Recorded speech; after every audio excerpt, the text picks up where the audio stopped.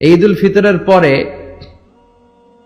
শাওয়ালের বাকি 29 দিনের যে কোনো 6 দিন আপনি 6টা রোজা রাখতে পারেন।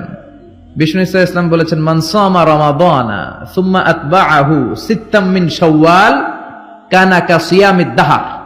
রমজানের রোজা রাখার পরে যে শাওয়ালের 6টা রোজা রাখলো সেজন্য সারা বছর রোজা রাখলো। এগুলো হচ্ছে সুন্নাহসম্মত রোজা। সোম, বৃহস্পতি, তারপর জিলহজের প্রথম 10 দিন বিশ্বনবী রোজা রাখতে বলেছেন। আরাফার ময়দানে যেদিন লাব্বাইক আল্লাহুম্মা লাব্বাইক বলে হাজিরা হজ করে ওই দিন রোজা রাখতে বলেছেন। আশুরার সময় 2টা রোজা রাখতে বলেছেন।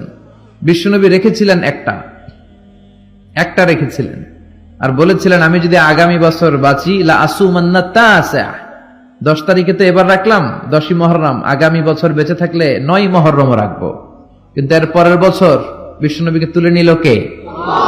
বিশ্বনবী রাখতে পারে নাই, কিন্তু বিশ্বনবীর চেতনা ছিল রাখার, ঠিক কিনা? বিশ্বনবী এমন নবী যার চেতনাটাও সুন্নাত। আমরা সুন্নাহ বলতে বিশ্বনবীর কথাগুলোকে বুঝি না।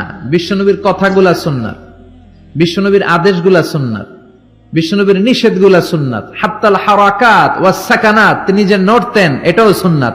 তিনি না নড়ে চুপ হয়ে যে বসে থাকতেন এটাও সুন্নাত। বিশ্বনবী যে ঘুমাতেন ওইটাও সুন্নাত। আল্লাহু আকবার। এজন্য বিশ্বনবীর সুন্নাহর উপর বেশি বেশি আমল করতে হবে। রাজি আছেন? সুন্নাহ আমল করলে বেদাত বিদুরিত হবে। আল্লাহ সহিহ সমঝ দান করুক। বিশ্বনবী সাল্লাল্লাহু আলাইহি ওয়াসাল্লাম সোমবারের রোজা রাখতেন।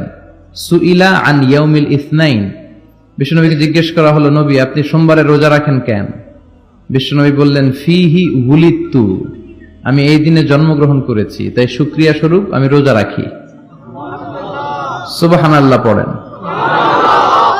এজন্য বিষ্ণু ঈসা ইসলাম ওনার জন্ম দিবসটাকে উদযাপন করতেন শুকরিয়ার মাধ্যমে, রোজা রাখার মাধ্যমে। এজন্য বিশ্বনবী ঈসা ইসলামের জন্ম দিবস অনুযায়ী যদি আপনারা ওই দিন অনুযায়ী কোনো আলোচনা প্রোগ্রাম করেন খুব ভালো। আর সেলিব্রেট করলে রোজা রেখে সেলিব্রেট করবেন, শুকরিয়া যে আমরা বিশ্বনবীকে পেয়েছি।